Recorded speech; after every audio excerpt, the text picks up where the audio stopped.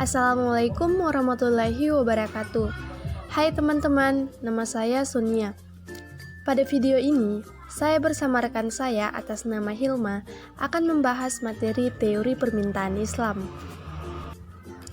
Teman-teman, menurut Ibnu Taimiyah, permintaan adalah keinginan hasrat terhadap sesuatu barang atau jasa yang sesuai dengan batasan syariah dan halal thayyib.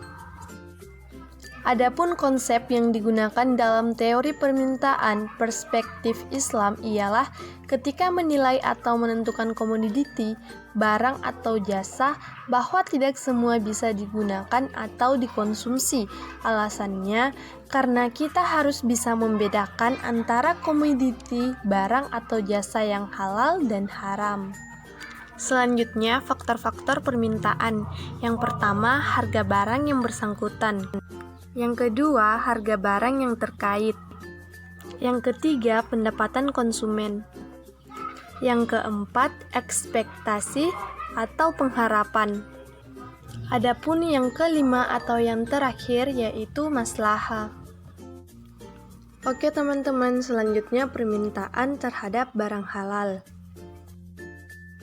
Permintaan terhadap barang halal sama dengan permintaan dalam ekonomi pada umumnya, yaitu berbanding terbalik terhadap harga. Apabila harga naik, maka permintaan terhadap barang halal tersebut berkurang. Begitupun sebaliknya, dengan asumsi ceteris paribus.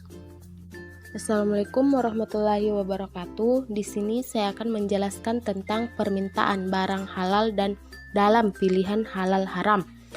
Apabila menghadapi pilihan antara barang halal dan haram, maka optimal solutionnya adalah corner solution, yaitu keadaan di mana kepuasan maksimal terjadi di kurva indifference dengan konsumsi barang haramnya di titik nol. Selanjutnya, kurva permintaan terhadap barang halal. Kurva permintaan diturunkan dari titik persinggungan antara kurva indifference curve dengan dotted line. Semakin tinggi harga, semakin sedikit jumlah barang yang diminta. Dengan demikian, kita mendapatkan slope kurva permintaan yang negatif untuk barang halal. Sebagaimana lazimnya kurva permintaan yang dipelajari dalam ekonomi konvensional. Selanjutnya, kurva permintaan barang halal dalam pilihan halal haram. Dalam hal pilihan yang dihadapi adalah antara barang halal dengan barang haram, maka optimal solutionnya adalah corner solution. Semakin tinggi harga, semakin sedikit jumlah barang yang diminta. Dengan demikian, kita juga mendapatkan slope kurva permintaan yang negatif untuk barang halal dalam pilihan halal X dan haram Y. Perbedaan terletak pada kecurahan kurva atau dalam istilah ekonominya elastisitas harga. Adapun perbedaan teori permintaan konvensional dan permintaan Islam. Yang pertama yaitu perbedaan utama antara kedua teori tersebut tentunya adalah mengenai sumber hukum dan adanya batasan syariah dalam teori permintaan Islam. Permintaan Islam berprinsip pada entitas utamanya yaitu Islam sebagai pedoman hidup yang langsung dibimbing oleh Allah Subhanahu wa taala. Yang kedua yaitu teori ekonomi yang dikembangkan Barat membatasi analisisnya dalam jangka pendek, yakni hanya sejauh sebagaimana manusia memenuhi keinginannya saja. Tidak ada analisis yang memasukkan nilai-nilai moral dan sosial.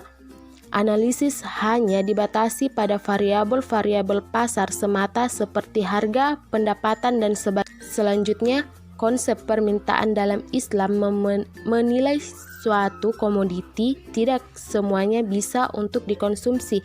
Adapun dibedakan antara halal maupun yang haram.